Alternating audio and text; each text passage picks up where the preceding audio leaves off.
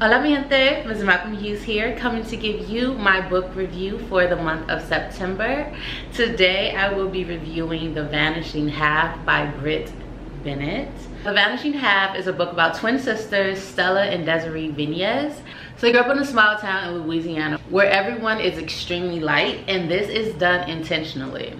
Their great-great-grandfather started the town a long time ago with the hopes that each generation would improve upon their parents, so that let's say their grandfather was my complexion. It was just the hopes that with every generation they would continue to marry someone lighter and the offspring would become more and more fair-skinned over time. Now we get to see the trajectory of these two women's lives. They are twins, so therefore they're always together from birth, right? But at some point we see them take two very different courses in life based on decisions in which they make. One thing I can say about Brit Bennett, and if you all haven't seen my review of The Mothers by her, definitely check that out. But one thing I appreciate about her as an author is that she builds suspense from the very beginning. And this book is no different. From page one, you're immediately dropped into the storyline and you're wondering, who is this woman? Why is she back? Is this child hers? Just so many questions. Also, where is she coming from, right? Because these are the questions that folks in town are asking. The Vinez twins they're infamous in the town, and they left. That's another reason why they're infamous. No one leaves. Why would you leave? So they left, but one of them is suddenly back. And this is where we get to begin the story, with one of the sisters popping up. Now, mind you, she's very fair-skinned, but she is coming back into town solo, and grabbing her by the hand and walking with her is a very dark-skinned child. So, of course, any of you know gossip, you know small town. This is now the talk of the town. So what this does is it begins to lay the foundation for questions that you will have throughout the story, but also for information that you will receive as the story develops and unfolds. So we have two sisters, as I said, both very fair-skinned. They're from a town where everyone is fair-skinned. And these two sisters, they have a desire, one more outwardly than the other, you will learn as the story progresses, than the other, to get out of this town. They want a different life. They don't want to be here anymore. I can relate to that on a very deep level, and I grew up in a big city. But of wanting a different life, right? So they eventually leave and flee. They don't leave, they actually flee during the town's annual celebration, their founding celebration. And they know that this is the perfect night because everyone's celebrating, everyone's drunk. It's a huge affair.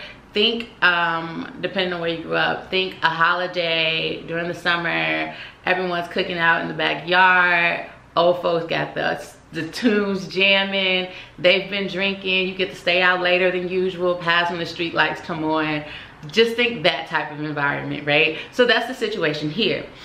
And they escape and they go to New Orleans.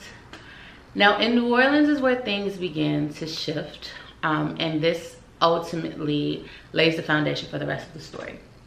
So the twins, at this point, it's critical for both of them. They make life choices. And anyone who knows me knows that I believe we all have a destiny, but I believe that the choices that we make get us either closer or further from our destiny. And I think that sometimes, unfortunately, people depart this realm before they ever get back on track to where they're supposed to be. And in this situation, the twins choose two different paths.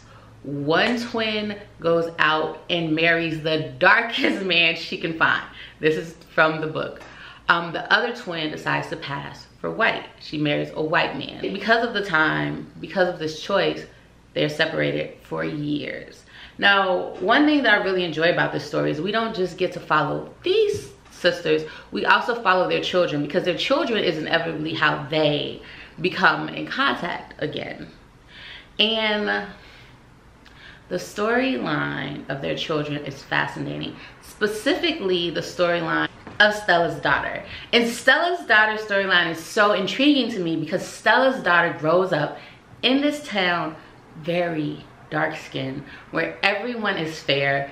So she's different, she's outcast. She grows up with a completely different and challenging experience than her mother. The grandmother does not approve of the fact that her daughter has gone off and brought home with her this very dark-skinned child. She puts her in hats during the summer and tries to get her to stay out of the sun, but none of this works. Her complexion is her complexion. But in following this child, you will understand that she has the same desires of her aunt and her mother to get out of this town, right? And eventually she does. So eventually we get to follow the daughter out to Los Angeles, where she attends university on a track scholarship. And let me tell you this happens in chapter 5, which stands out for me so distinctly because this story took an unexpected turn that I did not foresee coming, but my little queer heart loved so much. Once Stella's daughter is out in LA, she meets someone, she falls in love, and this person happens to be a trans man. And baby, when I tell you, my little heart was so filled with joy. Because it was so seamless and natural, which is just how it is in life. There are diverse groups of people, we all interconnect, our paths all cross, and I thought that was so brilliantly done. One thing I can say for that aspect of the storyline, I think that Brit Bennett did a great job. I think that it's challenging to write about an experience that is not necessarily one that you experience firsthand, but I feel like she did it delicately and with care, and I greatly appreciated that being added to the storyline. And it's actually one of the storylines that I really wanted to follow, even beyond the book. So I'm hoping that there's another part to the book, but maybe not, I don't know, but it could be. That's just one thing I really appreciated about the book. Now, also, while Stella's daughter is out in Los Angeles, she takes this job, and that's where she first sees this beautiful woman who's stunning and glamorous, who looks exactly like her mother. Because at this point, her mother and her aunt haven't been in communication for decades. So it's so jarring. And one thing I appreciate about the storyline is how it details just how the universe aligns things sometimes. And you can, because Stella was looking for her sister, but once she passed over and married, she was just impossible to find. And there are details behind that get you there that I won't tell you, because there's also a beautiful storyline of romance for both sisters, but it's very different, and it's because of their life choices. But Brit Bennett does a good job of weaving it all together and having you be invested. And the story is based on, like, it's deeply concentrating on race, but even in its specificity and concentration on race, there's still the everyday livelihood aspects that draw you in that I really appreciated about this story. Now, having said that, I was not 100% pleased with this story, and here's why. This story for me brought to mind 3 different books. I'll tell you why. And depending on your interpretation or your perspective, how you feel about this may be along the same line as my thoughts or completely different. Because I was having a conversation with someone about it one day, and it was like, oh, I think that's brilliant. And for me, it was frustrating. So the story itself immediately reminded me of 3 different books. One is God Help the Child by Toni Morrison. The other is Passing by Nella Larson. And finally, the third one is Untwined by Edwidge Danticat. Now, first, let me tell you why. So when I say that it reminded me of God Help the Child by Toni Morrison, the reason for that is because Stella has this extremely dark child, and her experience growing up in this fair-skinned town is highly focused, laser beam focused on her complexion, and that impacts so many decisions and choices that she has throughout her life. And that immediately brought to mind God Help the Child by Toni Morrison for me. Passing by Nella Larson, if you haven't read it, you should absolutely check it out. And that, for me, and that similarity is in Desiree. Desiree passing as white, choosing that life, having a husband who does not know right? But you choose this because it is seemingly the easier life. It was just obvious. It was there. The comparison was there, and you cannot read this book without coming to mind if you have that book and that knowledge in your literary canon. And finally, Untwined by Edwidge Danticat. Edwidge is someone who I've not reviewed in detail on my page, but I need to. I've read so many of her books. I think she is a brilliant writer, prolific, amazing. So I do need to review more of her work here.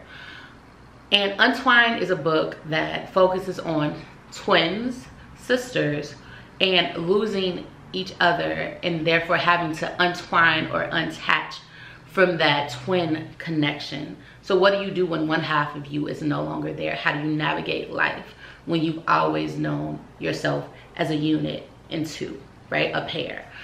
So again, immediately that came to mind. Now, having said that, all of those are brilliant works. I definitely understand drawing inspiration from other works, and maybe that didn't happen here, and I guess you could see that as a work of like genius. But for me, it was a little frustrating in the sense that all of those books in which I named, I felt as if they did it better. I enjoyed that singular focus or that singular storyline. And here it could even be argued that the author was trying to do too many things, trying to accomplish too many storylines, trying to focus on too many themes. Now, I don't think that's the case. I just like for my works to stand on their own. So the fact that 3 different books came to mind for me was a little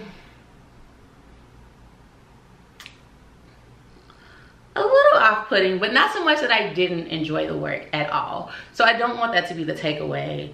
I think the book is brilliant. I enjoyed it immensely. I, again, loved the queer factor that was included in that storyline, outside of it being queer, which is brilliantly written, honestly. So I greatly enjoyed that. But the fact that it did call to mind 3 different books to me immediately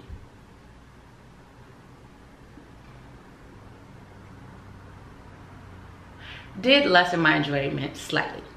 One final thing I would like to say about this book, and then also I think it may be a trend with Brit Bennett, and it may be my personal preference. I feel as if her books are always left unfinished. And that for me has been a pet peeve since I was a child. Your book can be amazing, brilliantly written, but if I get to the end of the book and it feels anticlimactic for me, it definitely lessens my enjoyment. Not the complete experience, because you've taken me on this journey and you've caused me to be so deeply ingrained in these characters' lives that I'm invested and I'm tapped in, right? Tapped in. However, ending matters. The ending definitely matters. You cannot get me all the way here and then not be able to finish. And for me, this and the mothers each ended in such a way that I felt as if it was premature. I felt as if the stories could have continued. And maybe that's her desire. She wants these characters to stick with you. She wants you to carry the story within yourself possibly and finish it and complete it for yourself. And I think that that's fair. But I think that for me, when I think of a story and I think of a journey and I think of an experience, I strongly desire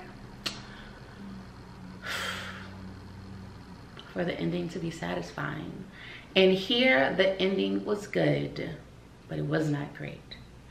And the stories are so well written and brilliant that I cannot be left with an ending that's good enough.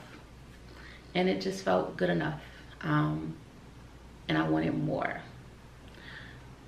And yeah, that's the second time I felt that. And it could be my own personal preference. And maybe if I read these books again down the line, maybe I'll feel differently. And as I said earlier, this here also leaves the opportunity for a sequel if she wants to have one. But overall, I can say I enjoyed this book. greatly. I've recommended that others read it. I enjoy her a lot as a writer, and I'm excited to see her grow. She's still young, she's still very fresh in her career, so I'm excited to see where she'll go. I'm excited to see her pen strengthen. She's already being compared by many to a lot of the literary giants that we have. So I'm just excited to see her evolve and grow, and I can't wait to see what's coming next from her. So if I had to give this grade, if I had to give this book a grade on a scale of A to F, I would definitely give it an A. I would. For all of my critiques and criticisms, I would still give it an A. It was really good. It was a really good book. You should read it. You should check it out. You should pick it up. It will be worth your time. So there you go. So for all of my criticisms, I still think it's a very well written book. I still think it's worth reading. I think that it takes you on a journey. I think that you will walk away having learned something, having pondered ideas. And if you haven't read any of the books that I said it reminded me of, you'd probably enjoy it even more. So that is my review of The Vanishing Half by Brit Bennett. Another book that I have coming this month, if you haven't checked out the books I'll be reading this month, definitely check that out. But Twilight. So as a reminder, I am reviewing the entire Twilight series leading up to the newest release by Stephanie Meyer, which is Midnight Sun. So that's the next book review that'll be coming your way. After that, I'll let you know the books that I'm reading for October, which I'm very excited about. You'll find out why soon enough. And that's it for me today, y'all. So as always, please remember to give time and to have the best day of your life on purpose. Please continue to be safe. Please let me know your thoughts on this book review in the comment section down below. I would love to discuss it. Let me know what books you're reading. Let me know what book you think that I should read. And that's all I got this time, y'all. So take care, be safe. And in the words of the late, great Nipsey Hussle, because they got me through a challenging moment this morning, it is a marathon, it is not a sprint. So continue to push forward. 2020 has been challenging for us all, but we're still here, which means we still have the opportunity to push forward, persevere, and fight. I'm looking forward to seeing y'all in the next book review. Until then, y'all, peace out.